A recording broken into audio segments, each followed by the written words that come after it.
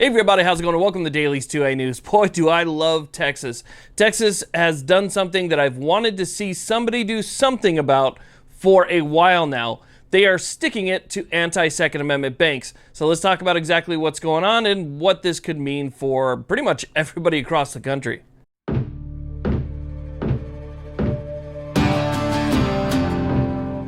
Okay, so let me go ahead and explain what's going on here. And I got to say, I'm pretty happy with this story. So as most of you know, some of the big banks out there, like, Bank of America and Chase, have decided that they're going to push their anti-Second Amendment agenda on the American people by not doing business with Second Amendment related companies. If you sell a certain product, if you make a certain product, if you're a vendor, if you're a retailer, whatever it is, they're not going to do business with you. And because there's so many that are doing this, it really puts a financial strain on the industry. So they're basically trying to choke the industry out and make it harder for them to do business by not allowing them to make, financial transactions through the most popular banks that are out there. So again, this has been a really big problem, and it's made a lot of different companies that make these parts look elsewhere for financial support. And that's been a big problem. So what happened in Texas is Governor Greg Abbott signed a bill into law, and this bill says that no longer will these big banks be able to underwrite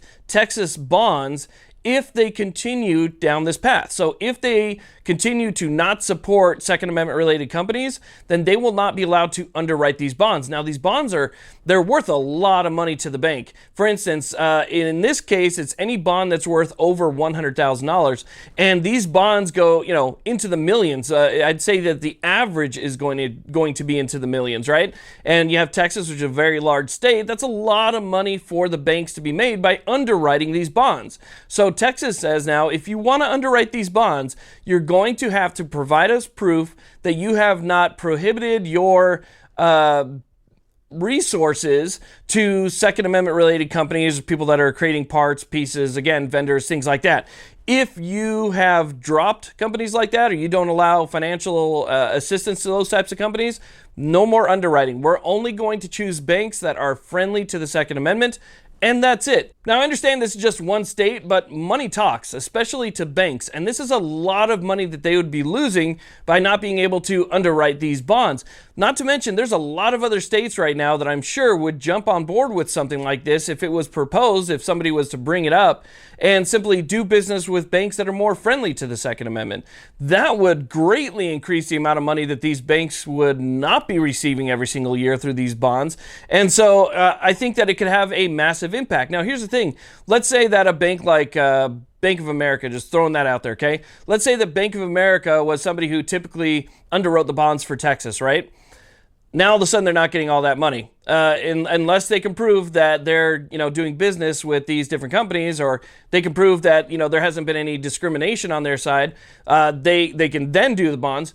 But that could put enough pressure, believe it or not, that could put enough pressure on the banks to make them change their mind and change their opinion. Because right now, what they're trying to do is just really like public perception. Look at us. We're trying to stop this. We're trying to stop that. We're out for a cause. They're trying to be, social justice warriors, essentially.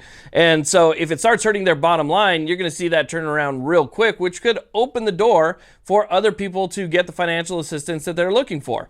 I personally am not one to forget, so I would say that you should seek alternative financial support through somebody else, period, and just, cut it off altogether. But at the same time, it would be nice to see that this financial pressure be placed by other states on top of Texas. But Texas really did a good one with this because, again, applying this much pressure to the banks is extremely important. They control, the financial institutions control the money in this country. And if we allow them to control what industry can get what services, well, we're, going to head down a very bad road. So again, Texas, you guys did a great job with this one. Nice to see this law is there.